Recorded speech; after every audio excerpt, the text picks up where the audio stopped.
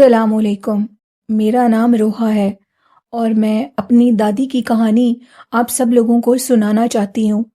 میری دادی جن کا نام نور بیگم تھا، ہم لوگ لاہور میں رہتے ہیں۔ نور بیگم انڈیا سے لاہور میں ہجرت کر کے آئیں۔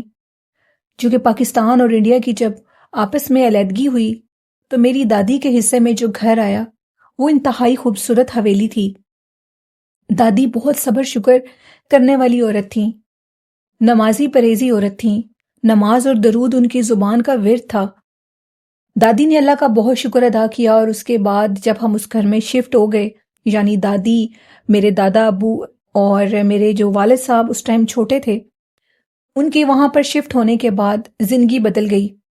نئے لوگوں سے تعلق واسطہ بنا، پرانے لوگ تو ادھر ہی رہ گئے تھے، اب نئے لوگوں سے دوستی کرنی تھی۔ تقریباً وہ کہتی ہیں کہ جو نئے لوگ آئے تھے وہ سب کے سب مسلم تھے، اور دادی کہتی ہیں کہ ان کی دوستی ایک ایسے گھرانے میں ہوئی جو کہ بالکل ان کے گھر کے سامنے رہتے تھے، ہمسائے تھے، اور ان سے ان کی بڑی اچھی سلام دعا ہو گئی۔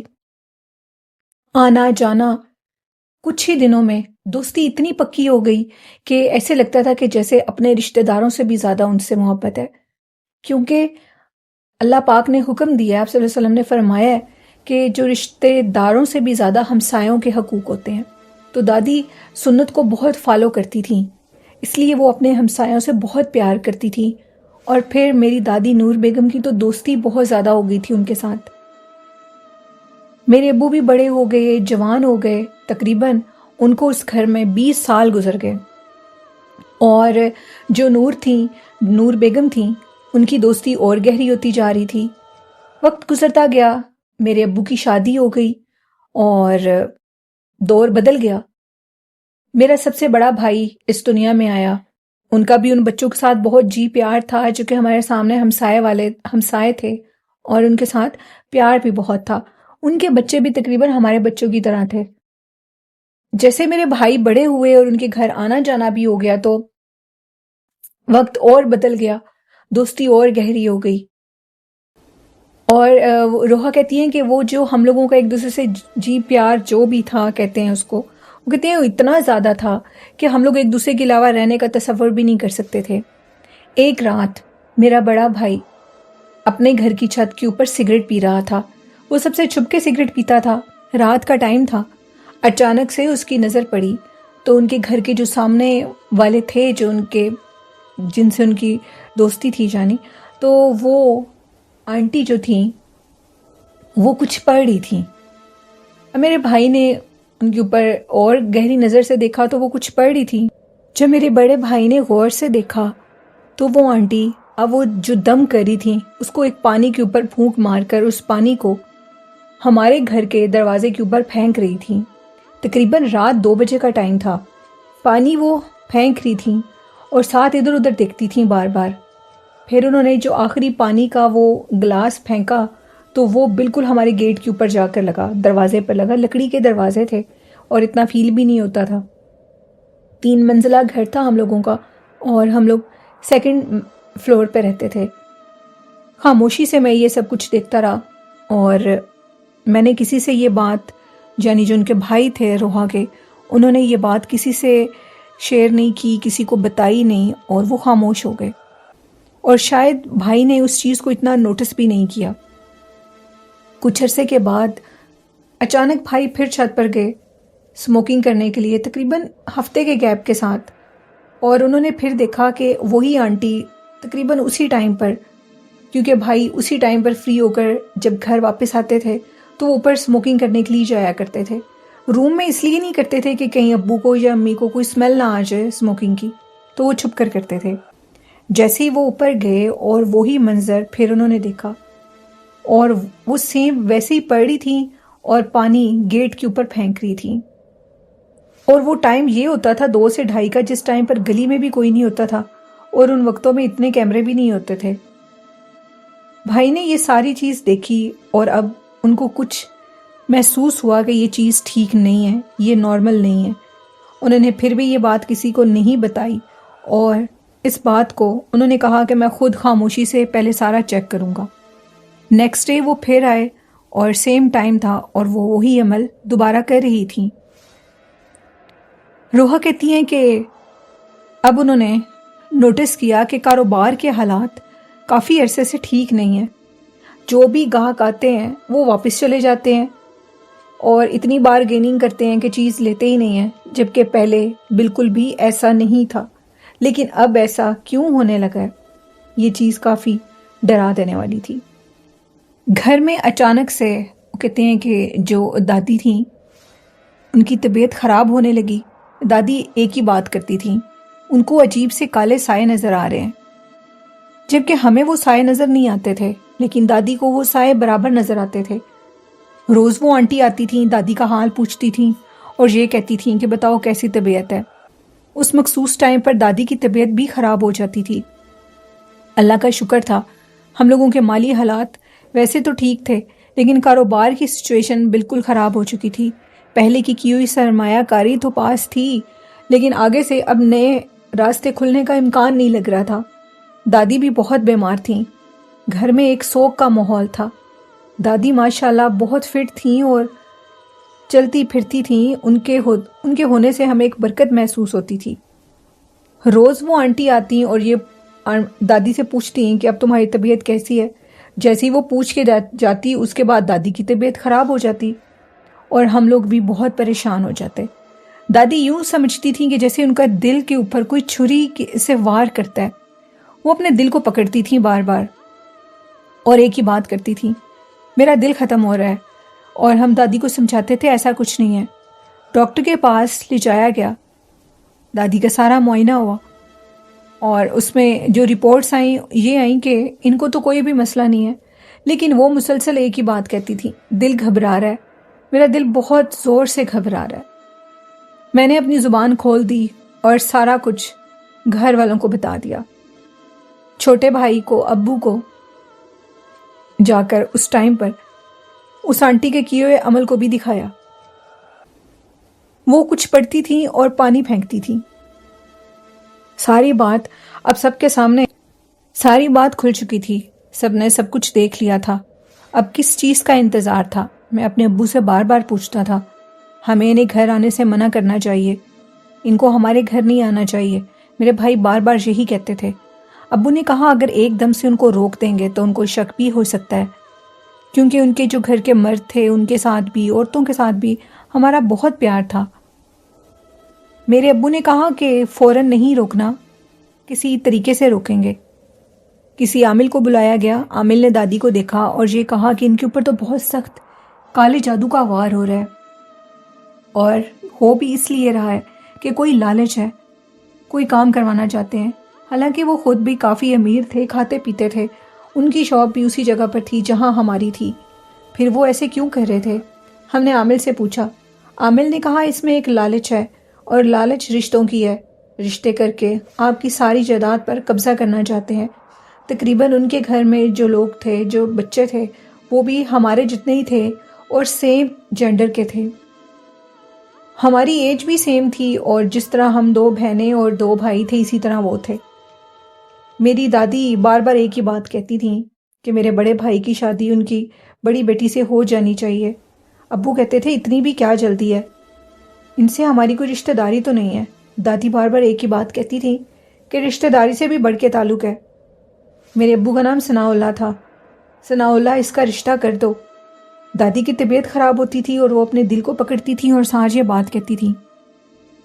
وہ بہت امیر تھے، لیکن شاید اللہ نے ہمیں ان سے بھی زیادہ دے رکھا تھا۔ اللہ جس کو جو چاہے دیتا ہے، جتنا چاہے دیتا ہے۔ روحا کہتی ہیں کہ دادی کی اتنی ضد پر نہ تو وہ اس بات کو مانتی تھیں جو کہ ابو نے اور سب گھر والوں نے دیکھ لیا تھا دادی کے علاوہ۔ دادی اس چیز پر بس ضد تھیں۔ اچانک سے دادی کی حالت زیادہ خراب ہوئی اور ہمارے گھر میں ایک چھوٹے سے قد کی بچی نظر آتی تھی۔ بچی اتنی بھیانک تھی، وہ سیڑھیوں سے نیچے اتر جاتی تھی، جب اس کے پیچھے بھاگا جاتا تھا تو وہ غائب ہو جاتی تھی۔ اور اس کے بعد کہتے ہیں کہ وہ جو بچی جب غائب ہوتی تھی ہم اس کے پیچھے اتنی تیزی سے بھاگتے تھے، اور وہ بچی غائب ہونے کے ساتھ ساتھ جو اس کے پیچھے جاتا تھا یا تو وہ سیڑھیوں سے گرنے لگتا تھا، اور اگر وہ اپنا آپ بچا بھی لیتا تھا تو وہ بچی پھر اس کے پیچھے آ کر اس کو دھکا دینے کی کوشش کرتی تھی۔ ہمارے گھر میں موکلات تھے، انتہائی خوفناک موکلات، پورے گھر کو انہوں نے جکڑ دیا تھا۔ دادی کا انتقال ہو گیا۔ جب بھائی کا رشتہ ان کی بیٹی کے ساتھ ہوا تو دادی کا انتقال ہو گیا۔ جو ابو تھے وہ اس رشتے کو توڑنا نہیں چاہتے تھے، صرف اپنی والدہ کی وجہ سے۔ شاید میری امی بھی نہیں توڑنا چاہتی تھیں۔ دادی سب کی ہی لاڈلی تھیں، سب سے بہت پیار کرتی تھیں، اسی لیے اس رشتے کو توڑنے کا تو اب سوال پیدا نہیں ہو سکتا تھا۔ ایک اللہ والے جن کو ہم اپنی زندگی میں لے کر آئے، انہوں نے ہمارا علاج کیا، اس مرض کی تشخیص کی۔ ان بزرگوں کا کہنا تھا کہ اگر آپ اپنی والدہ کی بات مانیں گے اور اس رشتے کو کر دیں گے، تو والدہ تو اس چیز سے بے خبر تھیں کہ وہ کالا جادو کر رہے ہیں اور آپ کی ساری جائیداد ہتھیانا چاہتے ہیں۔ اس لیے اگر وہ لڑکی آپ کے گھر میں آ گئی تو یقین مانیں سارے گھر کا نظام خراب ہو جائے گا۔ اس رشتے کو توڑ دیں، کسی حال میں بھی اس رشتے میں بہتری نظر نہیں آ رہی۔ میرے ابو نے بھی اس چیز کو ایک دفعہ تو سوچا، چاچو نے سوچا، امی نے بھی سوچا، کیونکہ وہ تو اس دنیا سے جا چکی تھیں، ان کا واپس آنا ناممکن تھا۔ اب باقی جو زندہ لوگ تھے ان کی زندگی جہنم بننے سے روکنی چاہیے۔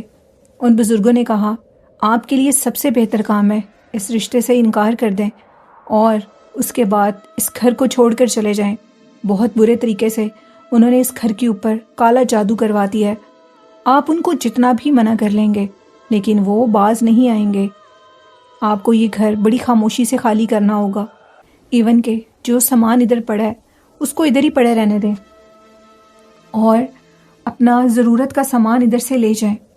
میرے ابو نے کہا کہ اللہ نے ہمیں بہت کچھ دے رکھا ہے، اسی لیے یہاں کا سارا فرنیچر ادھر ہی پڑا رہے گا۔ کپڑے اور زیور لے کر امی، بھائی اور روحا کہتی ہیں کہ تب میں اس دنیا میں نہیں تھی، اور وہ سب کچھ لے کر وہ سب لوگ وہاں سے خاموشی سے چلے گئے۔ رشتہ ہوا تھا، صرف منگنی ہوئی تھی، اس لیے وہاں سے گھر چھوڑنے کے بعد ہم نے رشتے سے انکار کر دیا۔ اور اس کے بعد وہ جو آنٹی تھیں جو کہ دادی کی دوست تھیں، کچھ عرصے کے بعد ان کا بھی انتقال ہو گیا تھا۔ ہمسائے جو کہ ان کے گھر جاتے تھے، بہت قریبی جو ان کے اور ہمارے قریبی تھے، ان کا یہ کہنا تھا کہ وہ ایسا جادو آپ پر کر رہی تھیں کہ وہ آنٹی کیوں ہماری دولت ہتھیانا چاہتی تھیں، وہ کیوں ہم پر کالا جادو کر رہی تھیں، دادی کو انہوں نے کیوں ایسے تعویذ ڈالے کہ دادی بالکل ہی ختم ہو گئیں۔ شاید دادی ان سے اتنی محبت کرتی اسی لیے تھیں کہ وہ دادی کو تعویذ ڈالتے تھے۔ ہمارے کاروبار پر بھی بہت برے اثرات پڑے تھے ان تعویذات سے۔ گھر بھی ہاتھ سے چلا گیا۔ جب ہم نے اس رشتے سے انکار کیا تو ان لوگوں نے ہمیں بہت بدنام کیا۔ جہاں پر ہم لوگوں کی شاپ تھی وہاں پر وہ پتہ نہیں کیسے لوگ تھے، محبت میں بھی وہ بہت اچھے تھے، لیکن جب انہوں نے تعویذات کیے ہم نے دیکھے اور وہ سب کچھ کیا تھا کچھ سمجھ نہیں آ رہی تھی۔ روحا کہتی ہیں کہ یہ کہانی میری دادی کی تھی اور ان کی زندگی میں یہ واقعہ پیش آیا، اور اس واقعے کے بعد ہم لوگ آج تک اپنے کسی بھی ہمسائے سے پیار نہیں کر سکے، ان کے گھر نہیں جا سکے۔ ایسا خوف دل میں بیٹھ گیا تھا کہ شاید یہ بھی ایسے ہوں، کیا پتہ کوئی کیسا ہو، کوئی کالا جادو کر دے، کوئی کیا کر دے، کچھ کہا نہیں جا سکتا۔ تو یہ کہانی تھی روحا کی۔ بہت شکریہ روحا اپنی سٹوری شیئر کرنے کے لیے۔ تو اب انسان کو ہر کسی پر یقین بھی نہیں کرنا چاہیے، اور جن پر یقین ہو تو پھر ان پر بھی نظر رکھنی چاہیے کوئی آپ کے ساتھ کیا کر رہا ہے۔ بڑھتے ہیں آج کی نیکسٹ خوفناک کہانی کی طرف۔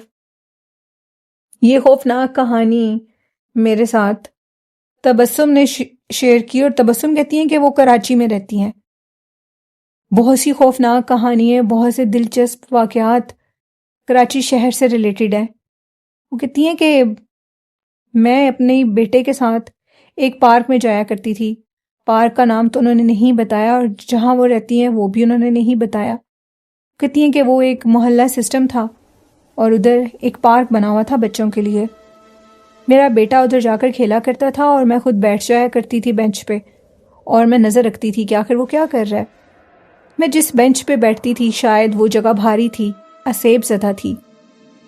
جب بھی میں ادھر سے واپس آتی تھی تو میری طبیعت بہت خراب ہو جاتی تھی۔ مجھے محسوس ہوتا تھا کہ جیسے میرا سر بھاری، کندھے بھاری ہو گئے ہیں۔ اس کے بعد وہ کہتی ہیں کہ پھر میں نے بینچ پہ جا کر بیٹھنا، مجھے اپنے پیچھے میرے کندھوں کے پاس کچھ لمس محسوس ہوتے تھے، ڈھیر سارے ہاتھ، چھوٹے چھوٹے ہاتھ جیسے میرے کندھے پہ آ کے لگتے تھے۔ میں ان کو محسوس کرتی تھی اور جیسے پیچھے سے پلٹ کے دیکھتی تھی پیچھے کچھ نہیں ہوتا تھا، گھنے درخت تھے، بہت گھنے درخت۔ خیر میں پھر بھی جاتی تھی اور ادھر میری کئی لڑکیوں سے دوستی بھی ہوئی جو کہ اپنے بچوں کے ساتھ آتی تھیں اور ادھر کھیلتی تھیں۔ میں بھی ادھر جا کر بیٹھ جایا کرتی تھی۔ جب ہم ساری عورتیں ادھر اکٹھی ہو کر بیٹھنے لگی اور ہم لوگوں کی دوستی ہو گئی تو ایک دن ہم لوگوں نے یہ پلان بنایا کہ کیوں نہ ہم کوئی پارٹی کرتے ہیں اور رات کو ادھر آئیں گے۔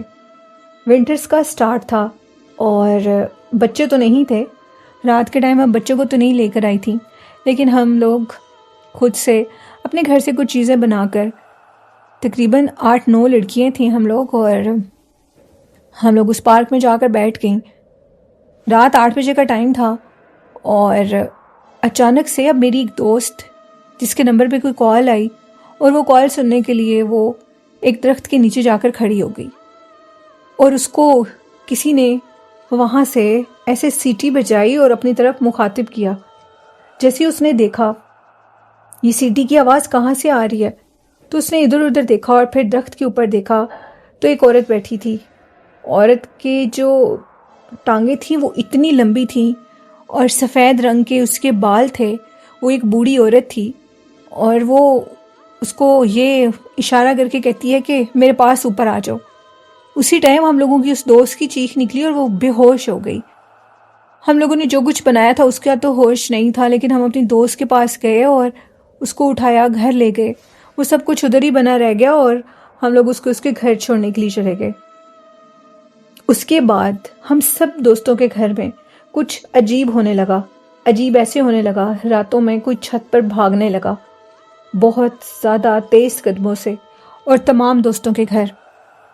میں تو کمبائن فیملی میں رہتی تھی اور میرا سیٹ اپ سارا نیچے والے فلور میں تھا۔ جو میری فرینڈز الگ رہتی تھیں اپنے سسرال سے، ان کے گھروں میں تو بہت عجیب ہونے لگا۔ عجیب ایسے ہونے لگا کہ ان کی جو پورشن خالی تھے ان میں ڈھیر ساری خواتین کی آوازیں آتی تھیں، جیسے کوئی ایک دوسرے سے باتیں کر رہا ہو، بچے ہوں۔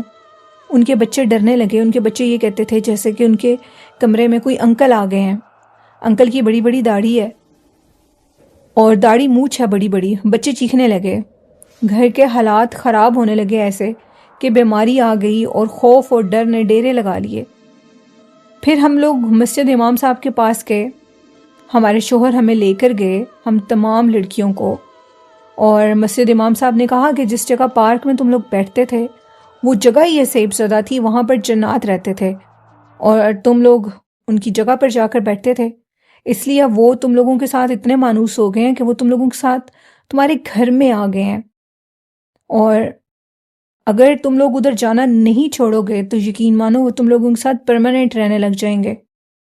ہم لوگ بہت زیادہ پرفیوم کا بھی استعمال کرتی تھیں اور ادھر جا کر باتیں کرتے تھے۔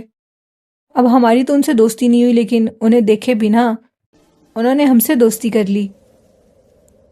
ہمارے جو شوہر تھے ان کا پوچھنا تھا کہ اب ان سے جان کیسے چھڑوائی جائے، تو انہوں نے کہا کہ گھر میں سورۃ بقرہ لگاؤ اور اس کے بعد ان کو اس پارک میں نہ جانے دو۔ ہم لوگوں نے اس پارک میں جانا چھوڑ تو دیا، لیکن وہ جو چیزیں تھیں وہ ہماری جان نہیں چھوڑی تھیں۔ میری جو دوست بیمار تھی اس کے پیچھے بھی وہ اتنے زیادہ وہ جنات تھے، ان کے بچے چیختے تھے اور وہ کہتے تھے کہ ہمارے گھر کے سٹور میں وہ انکل رہتے ہیں، اب کیسے جان چھڑوائی جائے۔ ہم سب تو ٹھیک ہو گئے تھے، لیکن جس کو وہ چیز نظر آئی تھی اس کی وہ جان نہیں چھوڑے تھے، اس کے ہاتھوں پہ نیل، اس کے بازوؤں پہ نیل بن گئے اتنے بڑے بڑے بلیو کلر کے، اور وہ بیچاری ڈرتی تھی، ساری رات چیخیں مارتی تھی۔ وہ لوگ اس کے سامنے آ گئے تھے، وہ جنات۔ پھر کوئی اللہ والے ملے، انہوں نے کوئی تعویذات دیے، اس کے گلے میں ڈالے، اور پھر جا کر انہوں نے کہیں جان چھوڑی۔ ان کے گھر میں انہوں نے پتہ نہیں عمل کیا، آ کر کچھ کیل لگائے، کیا کیا، اور اس طرح ان کی جان تو چھوٹ گئی۔ لیکن آج بھی وہ منحوس پارک ادھر موجود ہے۔ سارے محلے میں یہ بات پھیل گئی اور ادھر اب کوئی نہیں جاتا تھا۔ نہ ہی کوئی جانا چاہتا تھا جو واقعات ہمارے ساتھ پیش آئے تھے۔ تو یہ کہانی تھی میری ایک لسنر کی جن کا نام تبسم تھا۔